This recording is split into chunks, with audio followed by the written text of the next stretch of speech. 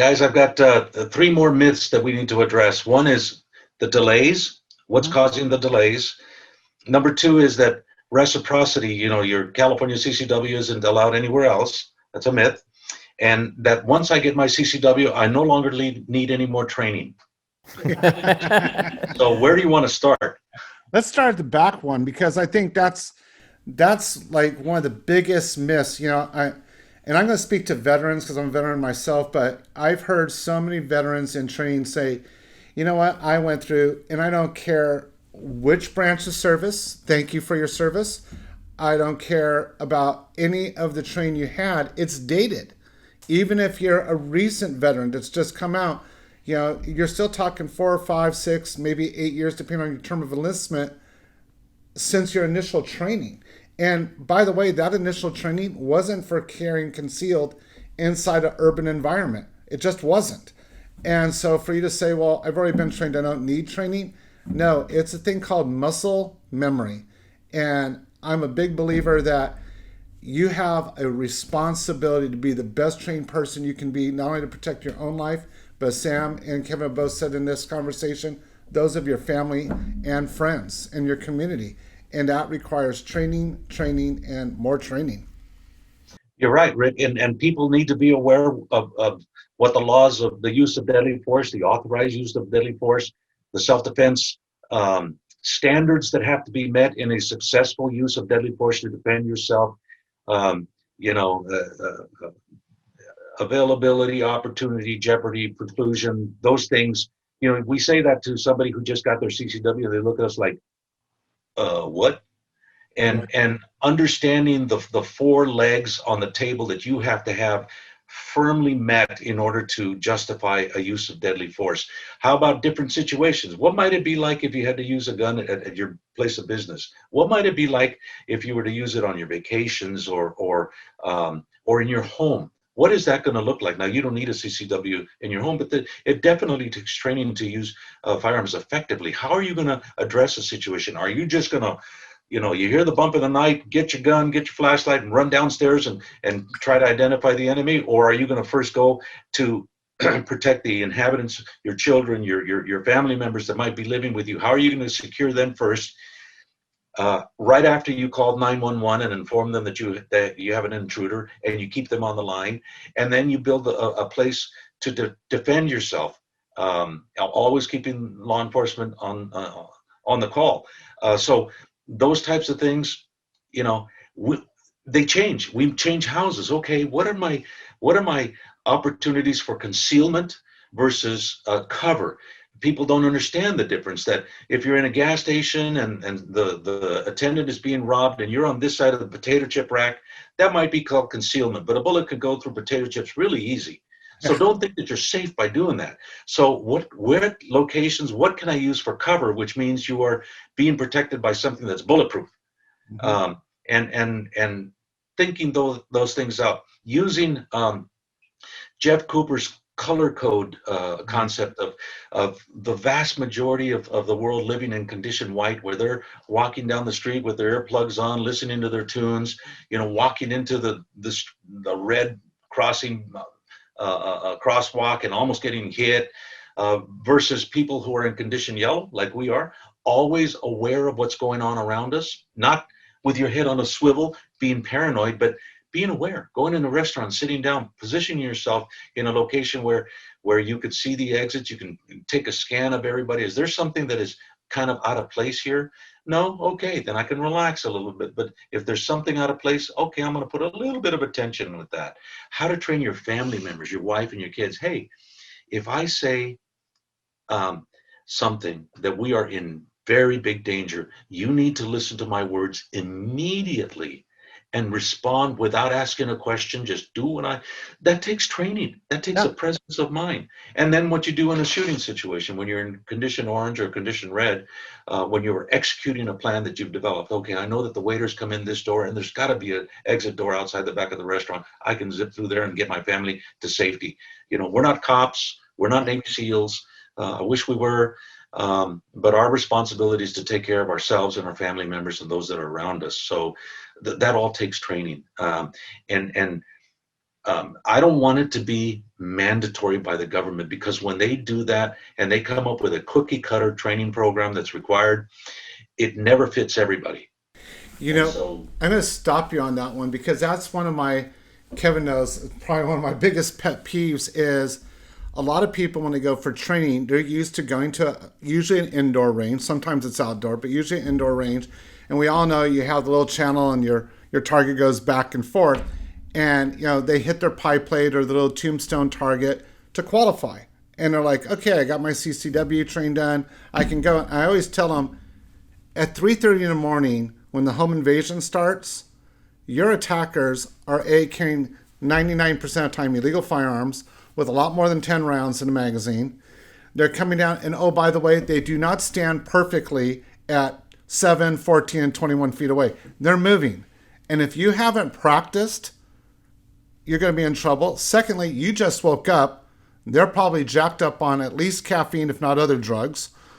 And you have to realize that your training is going to default to what I call Hollywood. Because all of a sudden you think you're on an episode of NCIS where, you know, you hear the sound in the middle of the night and you give up your tactical advantage by moving into their territory instead of, like you said, calling 911, staying in your bedroom, keeping your family protected, and using that fatal funnel to your advantage. Well, yeah, and proficiency and knowledge are two completely different things. It's the continuous training that keeps the proficiency up, and that proficiency starts deteriorating the second you walk away from your training. I think like one of the best examples you could draw for this is writing in cursive. You guys remember in 6th and 7th grade having to write in cursive? I whipped out a card the other day and I started writing in cursive and I realized, holy cow, I haven't written something other than my signature in cursive in a really long time. I noticed two things. First of all, I was extremely slow at writing, and second, it was sloppy. Now think about those. You mean you wouldn't have got an A in penmanship the other day? No. So think about that, but using something that can potentially end somebody's life.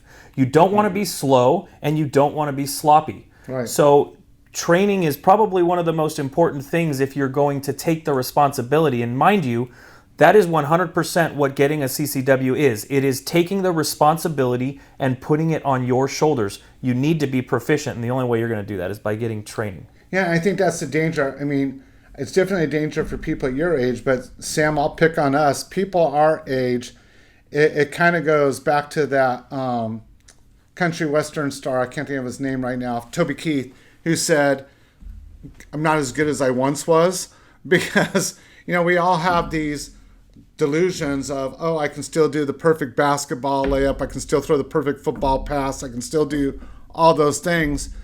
Yet that was, you know, decades ago. And then you go out to play with your grandson or somebody else and you go to throw the ball and you're like, wow. I mean, I just did it a couple of weeks ago. I mean, I was a catcher and played, you know, minor league ball for a year. And it was like, I went to rip out a ball back to second base. It fell a bit short of second base. I didn't quite have the speed that I once had. Not to say I couldn't get some of that back, but it takes, like you said, Kevin, a lot of training. Yeah, it's a very, very important thing. If you have never thought about what you might do if you were in the middle of a carjacking and you're carrying a firearm on your person while you're in a car with a seatbelt out, how are you going to access it? What do you have to do in order to carry your gun in a manner that it makes it accessible to you to be able to bring it into play if necessary? So a car situation is important. That takes training. That takes a thought process. It takes somebody who has a little bit of experience to sit there. Okay, here's the situation. We're going to give you a blue gun. How are you going to draw the gun? Are you carrying back, at your kidney?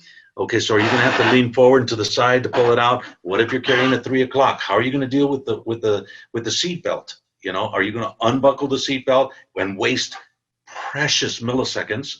Or are you carrying a little bit forward in your appendix or someplace where you can actually get the gun? Or when you're in a vehicle, you've chosen to have a quick access holster to keep your gun readily available to you. How are you going to do it? How are you going to engage? What is it like to turn back beyond 180 to defend yourself when they're shooting bullets into your car and you've got loved ones in there? What is it like to have to shoot across somebody that's in your car to defend yourself if you have to do that. So all of these things take thought process and training. And Lord willing, we will never, ever Right. have to use these skills. I know how to swing a bat in order to get a home run. Can I physically do it? No. I had a tough time, Rick. You were reminding me just last week, my grandson finished their Little League baseball season. It was coach pitch baseball. And I'm sitting out there trying to warm the kids up who are in the infield, and I'm trying to throw them balls, and the balls are going, and I go, oh, my excuse, oh man, I didn't loosen up, I didn't warm up. I didn't have it, man, and it wasn't there, and I was just trying to not look too embarrassing to the kids. But yeah, training is an incredibly important factor. There's a kind of a motto that I have, and it's once you're ripe, you rot. Mm-hmm. So we never achieve ripeness. We are always learning. We are always training, and not to mention that it's a whole lot of fun. The Yeah. more you train, the more you want to do it because it is just fun and it opens your mind and your horizons.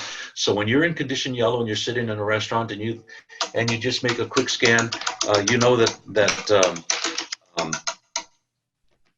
okay, how would I have to do? What would I have to do in order to defend myself in this position? That is a thought process that takes you about 2 seconds to get into your mind if you've got the training. And the last thing is that everybody needs to understand that in a critical situation, when adrenaline is flowing through every inch of your body, you are only 50% as good as your best training event. 50% is good. So we have to train to a high level of proficiency for when it's time to use it and know full well that our fine motor skills are going to go away. We might get tachycardia, tunnel vision. We need to know how to get out of that. And then if no one's ever explained this to you, then you don't know. And when it happens, you don't know what to do. That's why training is so important. So the myth that once you get your CCW, you no longer need any training, shame on you. Get additional training. It's fun. Get the training that applies to your situation, and go from there. So next myth. What's our next myth? We have let's do delays and then reciprocity. So the myth about these stinking law enforcement agencies, they're delaying my permit. It's taking me a year. It's taking me 6 months. And it's all their fault. They don't really want to give me a CCW. How would you address that? Well, it's not their fault in the vast majority of situations. I mean, what we have found is, cuts from boards of supervisors have demolished these units. There's also the fact that we also have an increase. I mean, it's like Kevin said earlier, forecasting, it's almost impossible to, I mean, we just realized from CRPA and GOC working with the different sheriffs, there's times where Sam, you and I are like, oh, we bet this county just opened up. I remember when Solano opened up under Tom Farrar, and we're like, they're going to get rushed. They didn't. It took like 2 years for that to happen. Whereas when Hutchins in Orange County opened up, there was kind of like this little stall for 6 months, and then all of a sudden people started chattering, and then it exploded. And, then she was behind because at first I think she was like at 8 or 9 weeks, but then it was like 6 months. It wasn't because she all of a sudden was pulling back, which is what a lot of people in the community said. It was because she had 3 people in that unit at the time. She had to get new people. She had to get trained, which means at least one of those 3 had to be the trainer, which means you took a 30% cut at that point. And it was completely explainable, but people wanted to run off because I think in general society is fairly negative and they want to see something negative in everything instead of working and saying, okay, this is a process, we're getting started, and we just all have to get into the groove of it. That would be my comment. Yeah, I mean, they're same thing. They're working within the walls that they're confined in. Some people or some sheriff's departments may be more prepared than others for an explosion, but at the end of the day, to attribute negativity to an individual for not wanting you to have something when at the end of the day, they've got a budget. At the end of the day, they're trying to stop crime in other areas.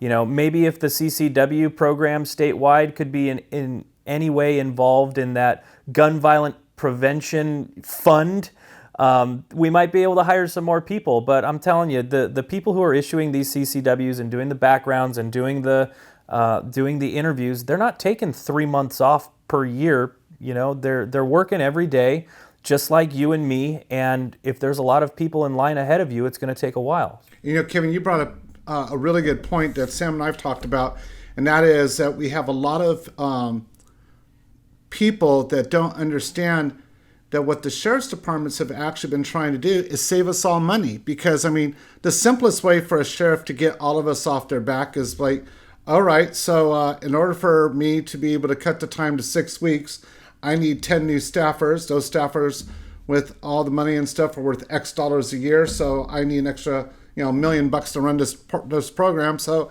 now your permits are going to cost $1,000 a permit, because that would be the easiest way for them to solve it.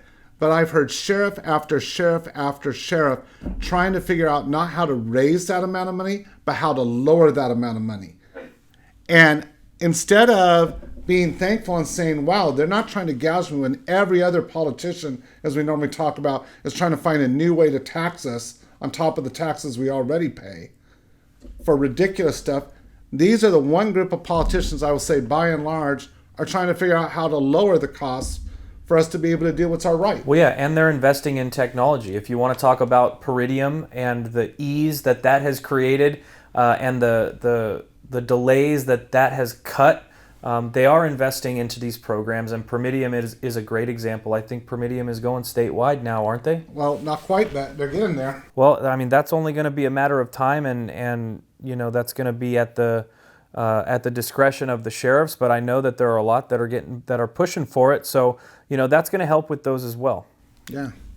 Yeah, there are a couple of other things. We are kind of victims of our own success in getting more people to apply for CCWs, especially Los Angeles and a lot of other counties, Fresno County in particular, and Kern County, and Sacramento and El Dorado County, and Shasta County. There's Riverside, San Bernardino, I could go on and on. Yeah. San Diego, Orange Just County. you. Yeah, the delays oftentimes have nothing to do with the law enforcement agencies. As a matter of fact, many of the sheriffs have become very creative at trying to reduce costs by bringing in retired law enforcement officers to be a part of the process in a volunteer way, to be able to expedite things and have their law enforcement experience, to be able to make sure that nobody can criticize their process. We've got Sacramento County where they've got retired FBI agents and police officers and deputies and different law enforcement agency people who are volunteering to help with the process. That's a beautiful thing. Most of the time, it is the California Department of Justice that is the stumbling block, because we are generating so many more CCWs that have to have this DOJ background check conducted. At DOJ, they don't increase the number of the staff identified for CCW background checks. They have the same number of people, and it gets bottlenecked there, and they go through the process. And you know what, Rick? As much as I criticize DOJ and our attorney generals for the past, the staff people that are working there are working their rear ends off to try to do their job. Right. And those that I have spoken to are really good people, and they know that they are behind the 8 ball. But the physical nature, the absolute facts are that it's hard to process 100,000 CCWs in a week. It's difficult for them to physically go and do the background checks and all of that. So the sheriffs have been working with DOJ and encouraging them to speed up the background check process, and that has had some fruits. And in every county that has a long waiting period, the fact that they are going to Permitium, to a online process to be able to process CCWs, no longer with the paper. They're doing Zoom interviews and things like that in order to speed things up. That's a beautiful thing. I mean, they're working with us, not against us or pushing back. And you know what? I haven't met a CCW issuing sheriff in the state of California that's come to me and said, Sam, you guys need to knock it off. We can't deal with this. We can't process these. Every one of them has said, hey, the more law-abiding citizens I have with lawfully permitted firearms out there who can potentially be an assist to law enforcement officers, the better. As a matter of fact, Rick, you know that in California, we have had virtually no misuses of a CCW in a criminal way in years, if not decades. And as a matter of fact, although there are CCWs that are withdrawn by the issuing officers, usually it's because somebody did something dumb. They got a DUI. They got in a fight with their wife, and it didn't involve firearms at all. So they did something that would disqualify them from carrying a firearm, and sometimes the law enforcement officers put them in timeout. Okay, you're going to have to go 2 years or 5 years before you can get your permit again, and your record better be spotless, unless you got a felony DUI, in which case you have disqualified yourself from owning firearms, and that's out of their control. That's just the law. So let's work with the people that are working with us. Huh? Yeah, and I want to touch base on that because I know working with a couple of the CCW coordinators, one in particular that you and I work with a lot, he has told us on a couple of occasions that, you know, that timeout was a year or 2 years, and when the people did it, the sheriff gave it right back. It was like they didn't have to go spend money for an attorney. There was no big fight. It was like, okay, things are better, and there you go. Yeah. And I think that goes again to show you that despite all the negative rhetoric, law enforcement for the most part is working really, really close and really, really hard. And a lot of them coming out of retirement, a lot of those individuals that you mentioned earlier, you ask them to come out of retirement to do this or that kind of training, they have no interest. But to come back out of retirement to help people get a concealed carry permit, they do, which speaks to the fact that this idea that law enforcement doesn't want us to be able to carry, does not like gun owners, is patently false. That's another myth that we can blow up right now, because the vast majority of them are you have more people in law enforcement that want you to exercise your Second Amendment rights than I would argue you would have in the general populace. Agreed, 100%. And that is a myth busted, Yeah. flat out. So let's talk about reciprocity, brother. Yeehaw! Everybody always complains, dang, my CCW isn't good in any other state except California. And the fact of the matter is that Wait, can we just do it? yeah, California CCWs are accepted in 27 states across the country. 27 states, including states that are constitutional carries. Some of them have some restrictions, like Alaska and other states, the Arizona, Kansas, Oklahoma, Kentucky, West Virginia, Wisconsin, and Maine. They might have some minor restrictions, and it is incumbent upon us to know what the laws are of the states if we're going to carry in those states. But a whole bunch of them have wide open CCW carry for Californians. If you lawfully carry your CCW, in many of the states, they don't require you to have the firearms listed on your permit. If you've got a permit, you can carry whatever handgun, concealable firearm you want to carry. Those states include Montana, Idaho, Utah, Texas, South Dakota, Nebraska, Iowa, Missouri, Arkansas, Mississippi, Alabama, Tennessee, North Carolina, Virginia, Vermont, and New Hampshire.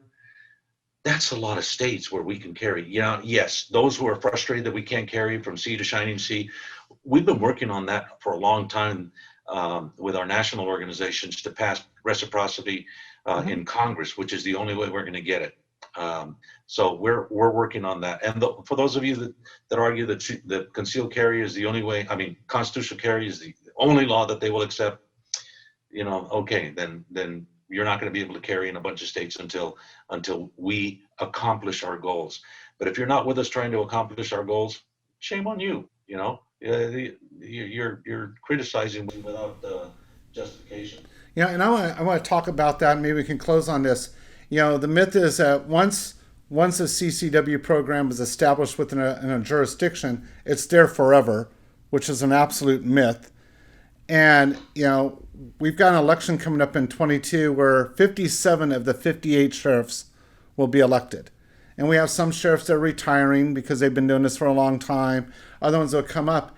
And I tell people all the time, if you live in a county where you've been able to have the right to get a CCW, whether you exercise that right or not, you need to avail yourself of, is that sheriff under attack, which most likely they are, and getting out the vote. I mean, if there was one thing that you needed to go, I actually say there's two things you always need to vote for. You have to at least vote for your sheriff, and you need to pay attention to the judges, which I think is one of the least things that people do. But don't argue with me about, oh, well, the Ninth Circuit's got a bunch of crazy people in it. Well, they got a bunch of crazy people because a bunch of people just checked the box. They never checked out who the judge was before they voted. And I think that this is something that, as we close out this discussion, we really need to encourage all of you out there. You need to make sure that you're voting for your sheriff. I know Gun Owners of California and the California Rifle Pistol Association, Sam, Kevin, I, Roy, as you said earlier, Dan Reed, who represents the NRA, helps out in that. Kathy Lynch, a lot of the other people that we work in this group. We do a lot of work. I mean, you're literally talking to about 15 of us that call through everything when it deals with the sheriffs and the judges to present that to you.